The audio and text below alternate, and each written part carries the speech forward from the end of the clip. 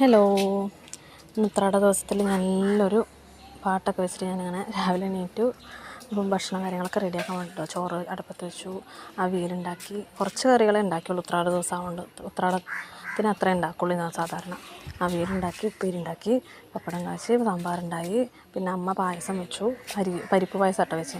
അതിന് കുട്ടികൾക്ക് ഭക്ഷണം കൊടുത്തു. പപ്പടം കൂട്ടിയിട്ട് അവർ കഴിക്കുക, കറികളൊന്നും അങ്ങനെ കൂട്ടാറില്ല. അതങ്ങനെയൊക്കെ കഴിഞ്ഞ് ഞാനും ഒന്ന് കഴിച്ചു. എനിക്ക് വിസ്തരിച്ച് നല്ലെല്ലാം കൂട്ടി ഒരുമിച്ച് കഴിക്കുമ്പോൾ അതിൻ്റെ ടേസ്റ്റ് അടിപൊളിയായിട്ടുണ്ട്.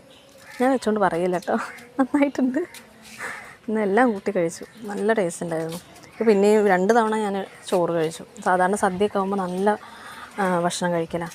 അങ്ങനെ കുട്ടികൾക്കൊക്കെ കൊടുക്കൽ കഴിഞ്ഞിട്ട് ഞാൻ നന്നായിട്ട് ഭക്ഷണമൊക്കെ കഴിച്ചു. ഉഷാറായി, നല്ലൊരു കുഞ്ഞൊരു കുട്ടി സദ്യ കഴിച്ചു, അത്രയേ ഉള്ളൂ. അത് കഴിഞ്ഞിട്ട് പിന്നെ അമ്മ പരിപ്പ് പായസം വെച്ചിട്ടുണ്ട്, നല്ല ടേസ്റ്റ് ഉണ്ടായിരുന്നു. പപ്പടമൊക്കെ കൂട്ടി അതും കഴിച്ചു. അങ്ങനെ ഒരു ഉത്രാട ദിവസം അങ്ങനെ